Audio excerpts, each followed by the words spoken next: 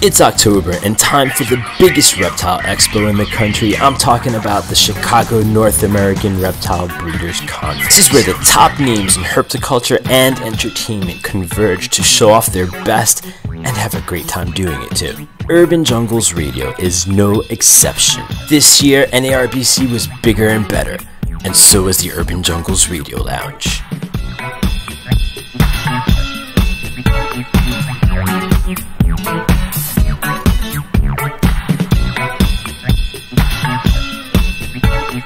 Work it, make it, do it, makes us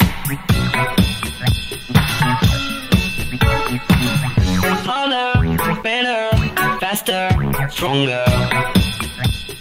Thousands of friends and listeners from around the globe stopped by the Urban Jungles Radio Lounge to hang out and have a good time, which is what NARBC was definitely all about. After work is over. We're here with our junior jungle junkie, Liam, who is totally having a blast at today's show, aren't you? Did you have the best time ever, Liam? Oh yeah. Really? Don't need my microphone, but it's okay. You can, because you're so cute. You can do anything you want. You want to dance? Let's dance. Ready? You want to wiggle, wiggle, wiggle, wiggle, wiggle, wiggle. I know you like that. Wiggle, wiggle, wiggle. Yeah! We're wiggling. It's good. Awesome. You're going to be on YouTube. You totally are. You're totally making YouTube. You excited about that?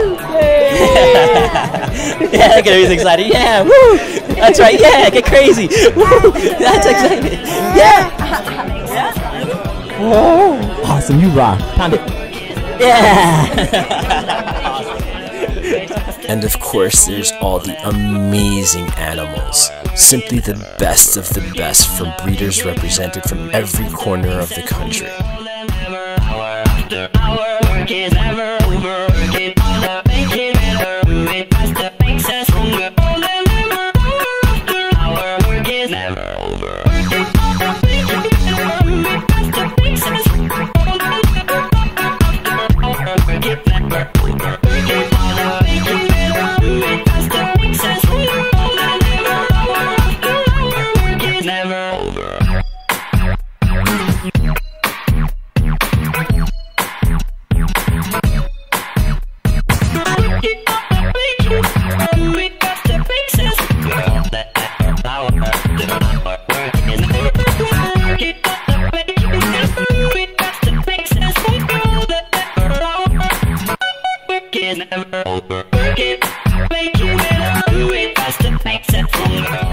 Hey, Stevie Kaz, what color underwear are you wearing? I don't know. He's not wearing underwear. Urban Jungles Radio exclusive. You really just jumped to that conclusion? Yes. We've got it confirmed. Red, ladies and gentlemen, red. Those of you who are bidding on red. You don't jump to conclusions. I was in fact wearing underwear. It's me who's not wearing underwear. I was just a little too out of it this morning to see what kind they were when I put them on. You don't even know if they're yours, but it's okay. I love you, Steve. You're awesome.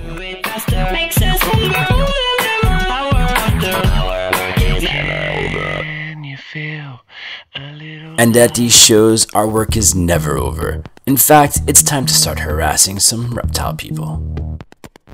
And this time around, it was Andy's turn to start doing it Urban Jungle style. Of course, we'd love going after our favorite mark, Brian Barczyk. But this is NARBC, this is a big show, so we needed a big target. And it was time for Andy to step in.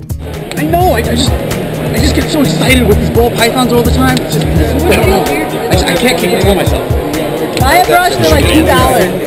How you doing, Mr. Ton Jones? How you doing, partner? I'm a big fan of yours. How you doing? Good, I'm good. My friend Aaron, he brewed this beer especially for you. It's called Pirate Booty. Oh my God. Yeah. Dude, that is awesome. I think it's like number 4 or 5 in a series of 20 Rockstar ones. That is awesome. Yeah? It's a great pleasure to meet you.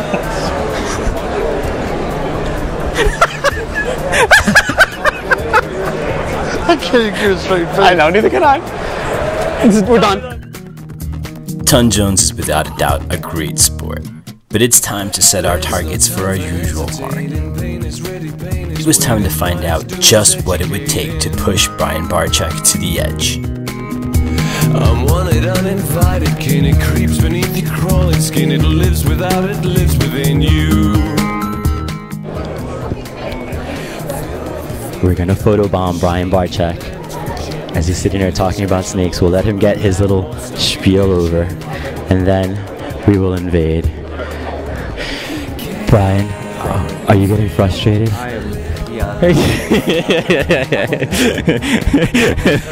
We're at the same stage in life, you and me, Brian. You people don't understand. The life of a reporter in the herp world is not an easy one. There's sumo, there's drinking, there's reptiles, and then you have to be presentable on camera. It doesn't work. You think it's easy to look this good all the time? No, it's not. Tell him, Brian. It's not. Not as good as him, anyways. For the most part. Look this good. Anyone can do that. That's right.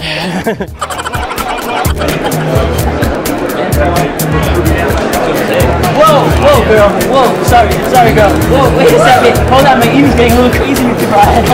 Oh no! I'm trying to eat. Brian, don't be eating again. No! Blame it on your comic cuts, or shame upon the universe. It knows its lines, it's well rehearsed. It sucked you in, it dragged you down to where there is no hallowed ground, where holiness is never found. There were definitely plenty of sights to be seen at Tinley, some disturbing and some quite beautiful. But careful what you give in.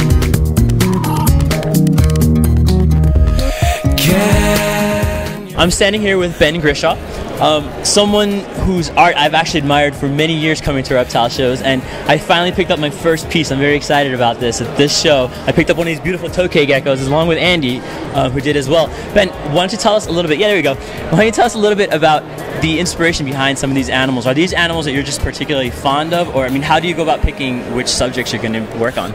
Well, it works one of two ways. Either it's something I'm very fond of, like the alligator snapper or the soft shell or the hatching sea turtle, or it's something that somebody wanted and I'll do it the first time and realize, okay, it can be done again.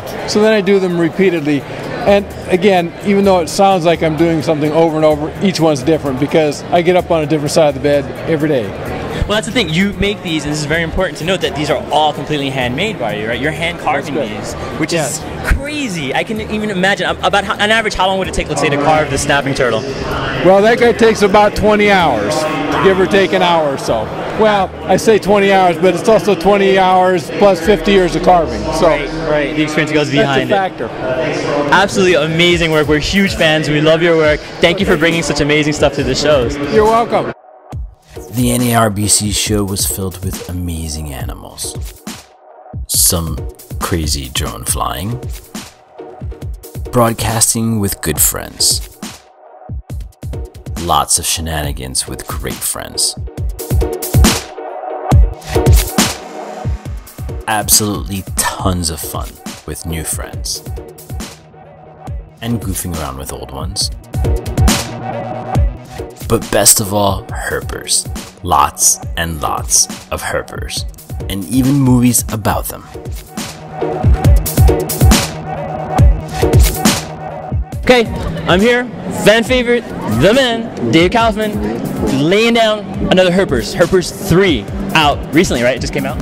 3, yeah, just last week. And from what I'm hearing, this is like the fan favorite. Everybody has been talking about it. The field herping experience is, you've captured it, you made it, man, you did it. And I had a blast making it. Yeah. Well, why don't you tell us a little bit about what we can find on Herpers 3? Herpers 3 is all about field herping. It's the first feature-length documentary on the adventures of field herping. So we filmed segments from all over the world, Australia, Costa Rica, exotic Minnesota, and other, segments. But it wasn't just about the field herping, it was about what it's like to be a field herper. And that's, Herpers 2 and Herpers 1 was about what it's like to be a breeder and what it's like to be a herper. Whereas Herpers 3 now kind of sheds light on field herping, which frankly is my passion. I love breeding, but getting out into the field and seeing what I can find, that's what I love. Your relationships with reptiles changes completely when you find them out in the field. I mean, as a field herper myself, I can appreciate how badly needed a film like this is, because I think people don't really appreciate what is involved in herping. It's not just going out to look for reptiles. I mean, you literally have to be familiar with your subject, be familiar with the area, know weather, know time of the year. I mean, there's just so many intricate little things. Exactly.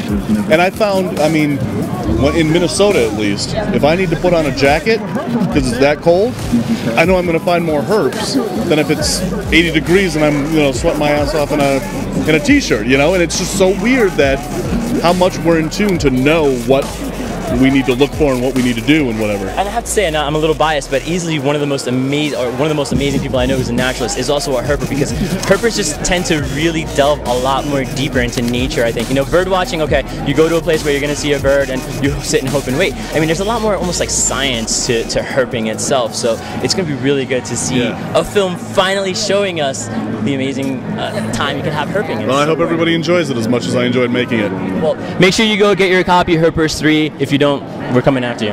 Yeah, and I'm going to herp you. Dedicated herpers come in all ages, shapes, size, even colors.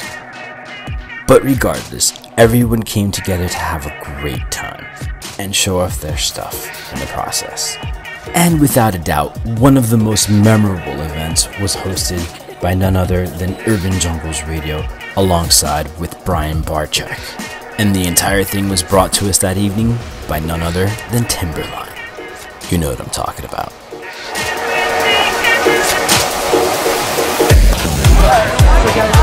Nobody can fight me till they win a match. What? Yeah, you have to learn the thing. It's $25 to make all the money you will. I know he will do it. You understand? That's cool. Hey guys.